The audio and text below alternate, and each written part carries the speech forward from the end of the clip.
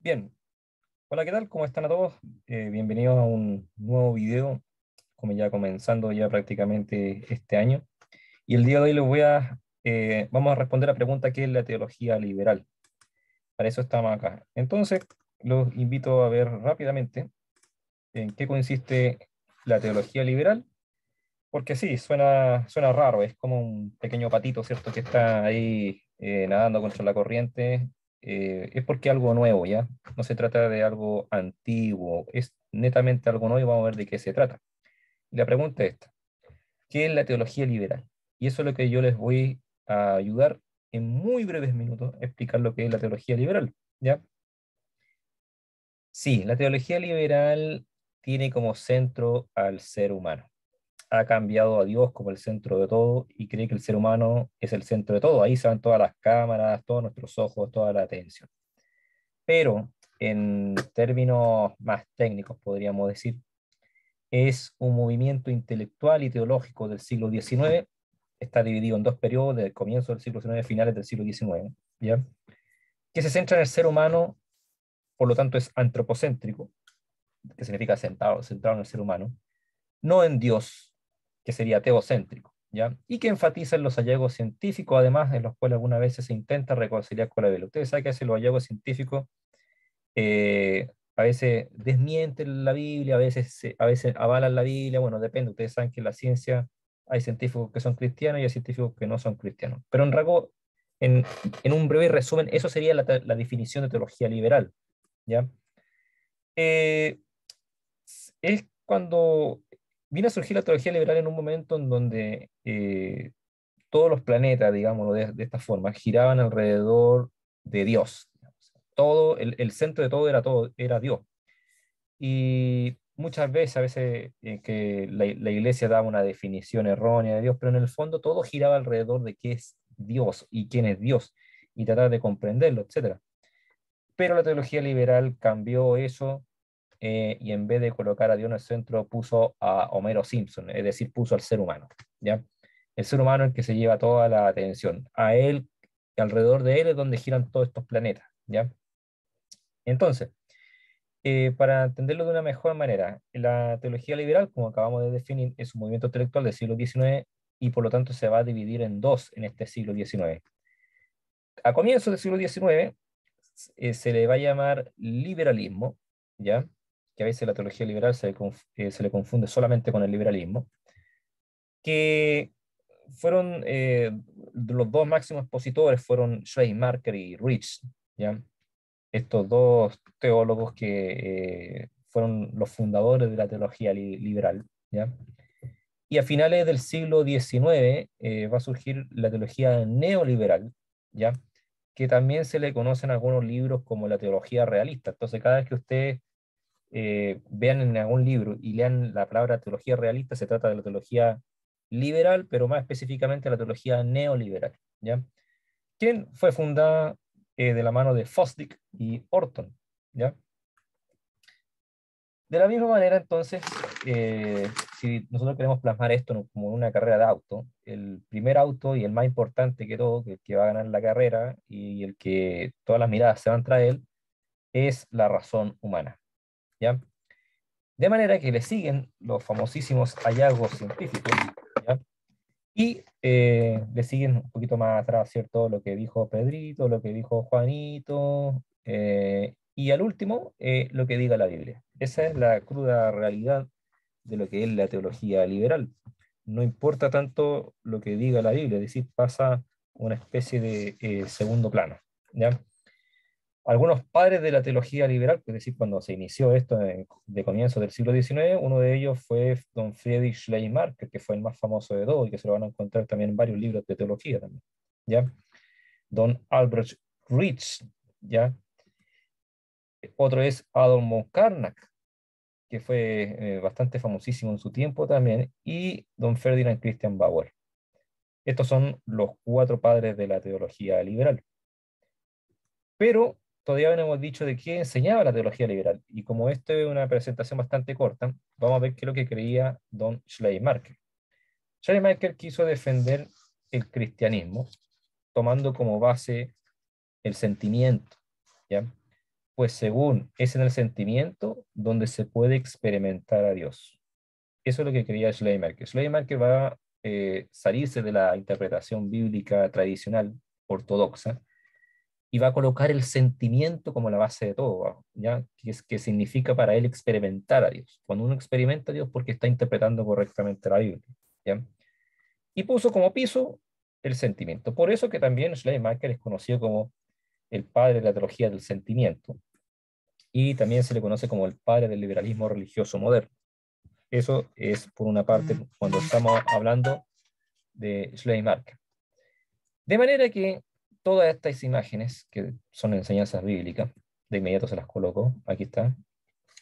De manera que el pecado original, la encarnación, la deidad de Jesucristo, la expiación sustitutiva de Jesucristo, la resurrección de Jesucristo y los milagros de Jesucristo, adivinen qué, la teología liberal los va a negar, ¿ya? Los va a negar. ¿Y por qué los va a negar? Se los digo de inmediato, pero esto se merece unos lentes espectaculares, obviamente, para Schleiermacher, ¿ya? ¿Por qué lo va a negar? Porque obviamente son fuera de la experiencia, ya fuera de lo razonable, fuera de la razón de la experiencia. Aquí me estoy adelantando un poquitito. Si lo queremos plasmar en un meme bastante sano, la teología liberal planteaba que el ser humano es bueno, pero vino la Primera Guerra Mundial y acabó con esta idea de la teología liberal de que el ser humano tiene algo de bueno, ¿ya? Pero luego vendría la Segunda Guerra Mundial y ya al final del siglo XIX, donde la Primera y Segunda Guerra Mundial ya habían pasado, va a surgir eh, algo que es bastante, perdón, a final del siglo XIX, o sea, la Segunda Guerra Mundial del siglo XX, pero a finales del siglo XIX, ya cuando parecía que ya no había nada más de guerra o aires de guerra y nada por el estilo, va a surgir algo peor, ¿ya? Entonces, ¿qué es lo que tenemos? Que viene la Primera Guerra Mundial y le pone fin al liberalismo, o por lo menos le pone fin a la primera parte de la teología liberal, ¿ya? Ustedes saben que la Primera Guerra Mundial duró de 1914 a 1918. Entonces va a acabar con el mito de que se había inventado la teología liberal, que el hombre en esencia es bueno y que progresaba una mejora en la sociedad, ¿ya? Luego vino a surgir la teología realista o la teología neoliberal, hijo de la teología liberal, por supuesto, de la mano de Harry Emerson Fosdick, quien falleció en el año 1969, siglo XX. Fosdick, quien nació casi a fines del siglo XIX, ¿ya? Fue el padre fundador de la teología realista o teología neoliberal, ¿ya? Eh, Ganó mucha popularidad predicando, fue un tremendo predicador, ¿ya? No puedo decir que todo lo que predicaba es mentira, porque eso es falso. Mucho de lo que él predicaba era verdad, pero es un hijo de la teología liberal. Tenía un programa radial y fue vocero más importante del neoliberalismo. Nadie más que él en la teología neoliberal va a ser más importante que Fosdick. Eso fue su fundador. ¿Qué enseñaba la teología liberal? O más bien dicho, en otras palabras, ¿qué negaba la teología neoliberal? Negó el significado de figura retórica, es decir, una parábola ya no necesariamente siempre va a ser una parábola, una personificación no necesariamente va a ser una personificación, entonces de manera que va a tergiversar eso, ¿ya? El significado de la figura retórica. Negó la depravación total del hombre y dijo que el ser humano es básicamente bueno. Entonces volvemos a la misma idea que la teología liberal había iniciado, que el ser humano es bueno. Vino la Primera Guerra Mundial, acabó con esa idea. Cuando surge el neoliberalismo, vuelve a sacar a la mesa esa idea de que el hombre es bueno, de manera que negó la teología de la depravación total del hombre. Negó también el nacimiento virginal de Jesucristo y negó la expiación sustitutiva de Jesucristo, el hecho de que el Señor Jesucristo tomó nuestros pecados en la cruz y pagó él la deuda que yo tenía. Esa idea obviamente vino a ser negada por la teología liberal, aunque ya era negada también en la teología liberal también. De manera que esto es como una especie de Charmander, ya no sé si ustedes han visto Pokémon alguna vez, me imagino que sí, con ese pequeño Pokémon prácticamente inofensivo que iniciaba esto con la idea de la razón y la ciencia, eh, de la mano de John Locke, George Berkeley, David Hume, Immanuel Kant y George Hegel, todos estos personajes, lo que habían iniciado era justamente cambiar la visión que tenía la Iglesia hasta ese momento de interpretar la Biblia, y va a colocar ahora la razón y la ciencia como la base de todo, ¿ya? Esto obviamente va a evolucionar y termina con la teología liberal, conocida como el liberalismo en la primera parte. Y luego esto va a evolucionar a otra cosa mucho más perjudicial, digamos, que es la teología neoliberal. Tanto el liberalismo como el neoliberalismo son de la teología liberal, ¿ya? Y eso es como en breve resumen. De manera que ya terminando esta pequeña presentación, lo que planteaban cierto Locke, Berkeley y Hume era que habían dos engranajes, uno se llamaba la razón y la experiencia, racionalismo y el empirismo, el experimentalismo. ¿Qué quiere decir eso? Que estas dos cosas van en engranaje, son como engranajes que van siempre juntos. Y esta va a ser la base para interpretar la escritura, la razón y la experiencia. Y eso lo va a cambiar todo. Por eso se termina negando el nacimiento virginal de Cristo, porque no es en base a la experiencia.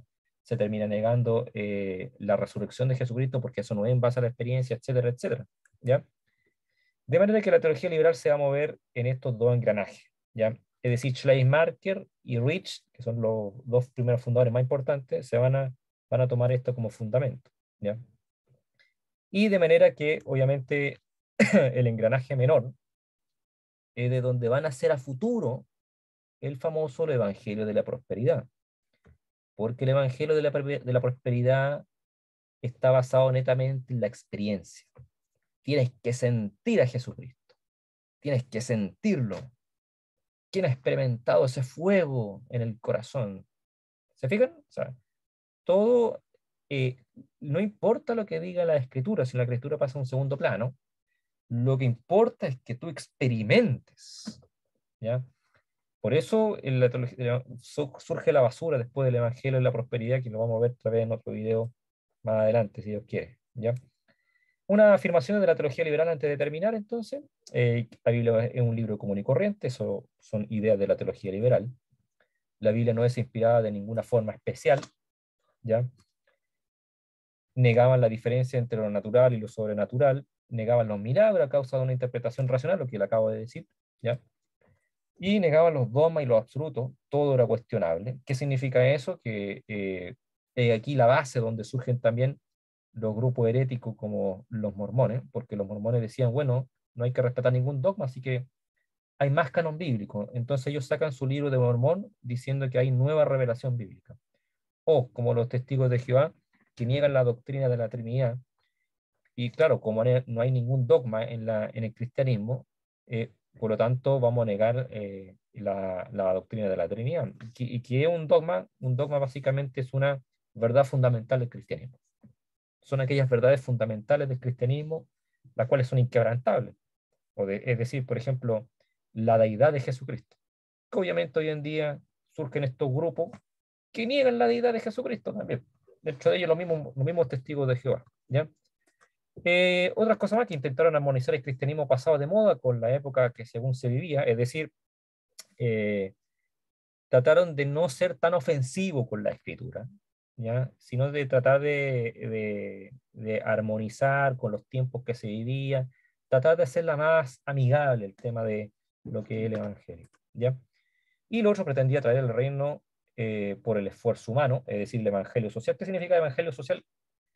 Que ya no se preocupaba de decir la verdad a la persona que era un pecador, que necesita arrepentirte, que necesita creer en Jesucristo, sino que se trata ahora de ayudar a la persona, de ayudar socialmente a la persona. Si es pobre, yo lo ayudo con un pedazo de pan, si tiene alguna discapacidad, yo lo ayudo. Es decir, la predicación del Evangelio como tal pasó a un lado y ahora es mucho más importante ayudar a esa persona en su vivir, ¿ya? ¿Por qué? Porque según la teología liberal impacta mucho más que el Evangelio, ¿ya? El Evangelio social fue un arma, digamos, un fenómeno estadounidense que va a surgir también en el siglo XIX y el siglo XX de la mano de la teología liberal, por supuesto, ¿ya? Bien, eso es todo esta corta presentación. Espero que le haya quedado claro qué es la teología liberal. Así que me despido. No olviden visitar el canal El Peso de la Verdad también. Tenemos bastante video y debate entretenidos también. Y también para los que quieran el grupo de WhatsApp de debate el peso de la verdad como tal. Así que muchas gracias, que Dios le bendiga, y antes de despedirme, em, les voy a mostrar este librito que es Compendio Portado de Teología de Polens, de donde está sacado todo, o prácticamente más del 80% de la información que yo le acabo de mostrar. Así que muchas gracias, que Dios le bendiga, nos vemos en otra oportunidad.